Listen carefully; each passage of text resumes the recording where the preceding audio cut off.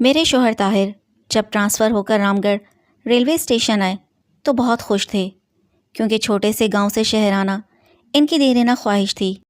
ان کی duty station کے signal cabin پر تھی۔ طاہر نے ایک دن مجھے بتایا تھا کہ رام گڑھ میں ان کے والد اسکول کے ہیڈ ماسٹر تھے، اسی اسکول میں انہوں نے بھی تعلیم پائی۔ یوں طاہر کا بچپن یہاں گزرا۔ رام گڑھ سے ان کی بہت سی پرانی یادیں وابستہ تھیں۔ طاہر کی عادت تھی کہ وہ خوشگوار موڈ میں ہوتے تو خوب باتیں کرتے، ورنہ خاموشی رہتے یا کسی سوچ میں ڈوبے رہتے۔ شادی کے ابتدائی دنوں میں ان کی عادات سے میں واقف نہ تھی، لہٰذا ان کو خاموش دے کر باتیں کرنے کی کوشش کرتی۔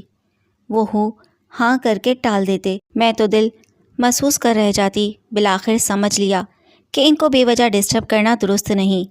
وہ اس طرح اور زیادہ خاموش ہو جاتے یا پھر بے دلی سے باتیں کرنے لگتے، تب میرا دل اور پریشان ہو جاتا۔ جب بیوی اپنے شوہر کے مزاج کو سمجھ جائے اور ایسی بات نہ کرے جس سے اس کے جیون ساتھی کو الجھن ہو، تو زندگی سکون سے گزرتی ہے۔ یہ نکتہ سمجھ کر میں نے بھی ان کی توجہ زبردستی اپنی طرف مبذول کرانے کی کوشش چھوڑ دی۔ یوں بھی عورت اور مرد کی ترجیحات مختلف ہوتی ہیں۔ باہر کی جو فکریں مرد کو ستاتی ہیں، بیوی کو ان سے آگاہی نہیں ہوتی۔ ہو سکتا ہے ان کی ڈیوٹی سخت ہو، نیند پوری نہ ہوتی ہو، یا جس افسر کے ماتحت ہوں وہ سخت مزاج ہو۔ ملازمت میں کئی طرح کی دفتری فکریں ہوتی ہیں۔ بس یہ سوچ کر میں نے اپنے دل کو مطمئن کر لیا، کیونکہ وہ مجھ سے محبت کرتے تھے اور میرا ہر طرح سے خیال بھی رکھتے تھے۔ پھر مجھے ان کے خاموش رہنے سے کیا مسئلہ تھا؟ وہ عورتوں کی طرح ہر وقت کئی طرح کی باتیں نہیں کر سکتے تھے، یہ ان کا مزاج تھا۔ ان کی ڈیوٹی حساس تھی، کبھی دن کبھی رات کی ڈیوٹی ہوتی۔ اس رات بھی مال گاڑی آنے والی تھی۔ وہ مجھے بتا کر گئے کہ آج رات میں دیر سے آؤں گا، تم میرا انتظار مت کرنا۔ میں دن بھر کے کام کاج سے تھک گئی تھی، رات ہوتے ہی بستر پر لیٹ گئی۔ یہ محکمے کی طرف سے دیا ہوا مکان تھا۔ رات 12 بجے کسی نے دروازے پر دستک دی۔ میں نے پوچھا کون ہے؟ باہر سے کسی نے جواب نہ دیا تو میں گھبرا کر اٹھی اور لالٹین جلا کر دیکھا کہ دروازے کی کنڈی خود ہی کھل گئی اور ساتھ ہی دروازہ بھی کھل گیا، مگر کوئی بھی نظر نہیں آیا۔ تاہم مجھ کو محسوس ہوا کہ کوئی ہے جو گھر کے اندر آ چکا ہے۔ تبھی خوف سے ٹھنڈی سی پڑ گئی اور چپ چاپ بستر پر آ کر لیٹ گئی۔ اب مجھ میں اٹھنے کی ہمت تھی اور نہ گھر میں یہ دیکھنے کی طاقت کہ دیکھوں کون آیا ہے۔ میں دم سادھے پڑی رہی، میری سانس اندر کی اندر اور باہر کی باہر رہ گئی تھی۔ پھر نہ جانے کسی وقت آنکھ لگ گئی، کیا دیکھتی ہوں کہ دروازہ کھلا ہوا ہے اور کوئی عورت گھر کے اندر چلی آئی۔ میں اس سے پوچھتی ہوں کہ تو کون ہے اور میرے گھر کیوں آئی ہے؟ وہ کہتی ہے کہ میرا نام شاہدہ ہے اور میں آپ کے شوہر کو 20 سال سے جانتی ہوں۔ میں نے اس کا بہت برس انتظار کیا ہے، اب میرا انتظار ختم ہونے کو ہے۔ تم سے اس کو اپنے ساتھ لے جانے کی اجازت لینے آئی ہوں۔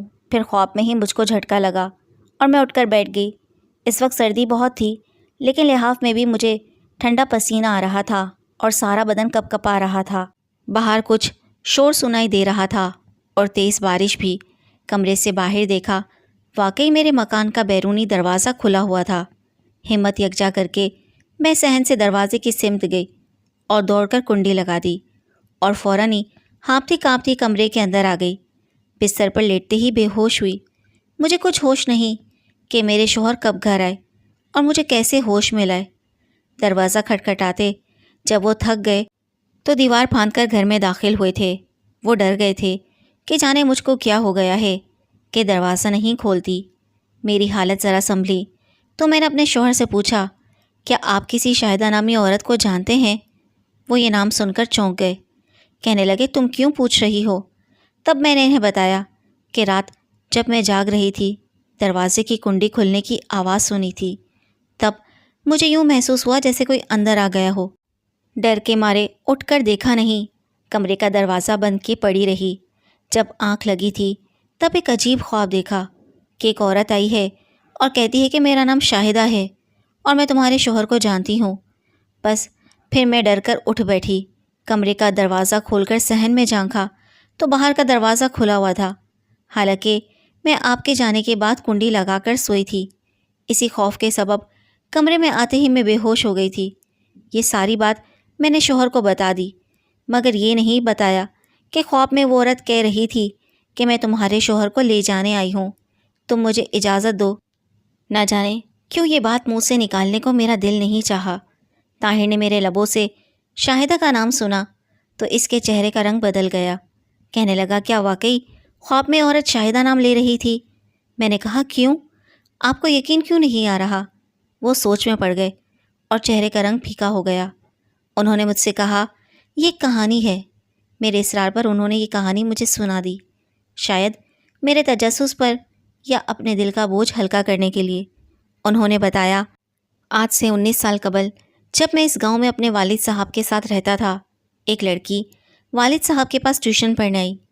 ایک دن اتفاق سے وہ گھر پر موجود نہ تھے۔ اس وقت بادل چھائے ہوئے تھے اور ہوا بھی بہت ٹھنڈی چل رہی تھی۔ گھر میں ہم دونوں کے سوا اور کوئی موجود نہ تھا۔ لڑکی ٹھنڈی ہوا سے کانپ رہی تھی۔ میں نے اس کو سردی سے بچنے کے لیے ایک موٹا کمبل دیا۔ اس کے باوجود اس کی کپ کپی نہ گئی۔ وہ مجھ سے کہنے لگی کہ میرے ہاتھ دیکھو کتنے ٹھنڈے ہیں۔ جب میں نے اس کے ہاتھ چھو کر دیکھے وہ بہت ٹھنڈے تھے۔ اس کے بعد جانے کیسے جذبات نکلے کہ مجھ سے غلطی ہو گئی۔ اگلے دن وہ ٹیوشن پڑھنے نہ آئی۔ اسی انسا میں والد صاحب کا تبادلہ رام گڑھ سے جودھ پور ہو گیا اور پھر میری شادی تم سے ہوئی۔ 2 ماہ بعد والد صاحب بھی وفات پا گئے۔ میں نے تمہاری خوشیوں میں شریک رہنے کی خاطر پچھلے تمام واقعات بھلا دیے اور تمہارے ساتھ زندگی کا آغاز کر دیا۔ آج تم نے شاہدہ کا نام لے کر میری پچھلی زندگی پھر سے یاد دلا دی۔ ابھی طاہر مجھ سے یہ باتیں کر ہی رہے تھے کہ ریلوے کا ملازم آیا اور کہنے لگا طاہر صاحب بارش اور تیز ہوا کی وجہ سے اگلا سگنل گر گیا ہے اور گاڑی آنے میں تھوڑا سا وقت رہ گیا ہے۔ میرے شوہر نے اس سے کہا تم یہاں بیٹھو، میں ابھی سگنل صحیح کر کے آتا ہوں۔ طاہر کا انتظار کرتے کرتے میری آنکھ لگ گئی تھی۔ کچھ لوگوں کے شور و غل سے آنکھ کھلی تو میں باہر گئی۔ ہمارے دروازے پر ریلوے کا ملازم ابھی تک تھا۔ میں نے پوچھا صاحب ابھی تک نہیں آئے؟ بیوی نہیں آئے۔ وہ بولا کچھ لوگ البتہ یہاں سے گزرتے ہوئے کہہ رہے تھے کہ صبح 4 بجے والی مال گاڑی کے ڈرائیور نے لوگوں کو بتایا ہے کہ سگنل خراب ہونے کی وجہ سے میں گاڑی کنٹرول نہ کر سکا اور ایک آدمی ریل کی بوگیوں کی زرد میں آ کر جاں بحق ہو گیا۔ بیٹی میں بہت عرصے سے ریلوے کا ملازم ہوں۔ یہ سگنل بڑا خونی ہے۔ بہت پہلے کی بات ہے، ایک شاہدہ نامی عورت تھی۔ وہ کسی مشکل میں گرفتار تھی۔ عزت کی خاطر اسی سگنل کے قریب اس نے ٹرین کے نیچے آ کر جان دے دی تھی۔ بوڑھے ملازم کی بات سن کر مجھے چکر سا آ گیا۔ میں نے کہا بابا خدا کے لیے جا کر دیکھو صاحب کیوں نہیں آئے؟ تمہاری بات سن کر میرا دل ڈوب رہا ہے۔ کون آدمی تھا جو ٹرین کی عزت میں آ کر ابھی میں جملہ پورا بھی نہ کر پائی تھی کہ لوگ میرے دروازے پر آ گئے۔ وہ کہہ رہے تھے کہ بی بی کو بتا دو طاہر صاحب ٹرین کی زرد میں آ کر جاں بحق ہو گئے۔ میں نے اتنا ہی سنا تھا کہ بے ہوش ہو کر گر گئی۔ جب ہوش آیا تو اسپتال میں بھی ارد گرد میرے رشتہ دار بیٹھے ہوئے تھے۔ میری دنیا لٹ چکی تھی۔ اس کے بعد زندگی کیسے گزری، قافلے والوں کے ساتھ کیسے پاکستان آئی، یہ الگ داستان ہے۔ اب قبر میں ٹانگیں لٹکائے بیٹھی ہوں۔ زندگی کی سب تلخیاں، بہت سے واقعات خود پر گزری بیتیاں بھلا چکی ہوں۔ نہیں بھلا سکی تو اس واقعے کو، اس خواب کو جس نے مجھے خبردار کر دیا تھا کہ تمہارے اوپر کوئی طوفان آنے والا ہے۔ میں یوں ہی خوفزدہ نہیں ہوئی تھی۔ کچھ خواب ہم دیکھتے ہیں، بھلا دیتے ہیں، کچھ یاد رہتے ہیں مگر وہ بے معنی، بے اثر سے ہوتے ہیں۔ لیکن کوئی خواب ایسا ہوتا ہے جو روز روشن کی طرح عیاں ہوتا ہے۔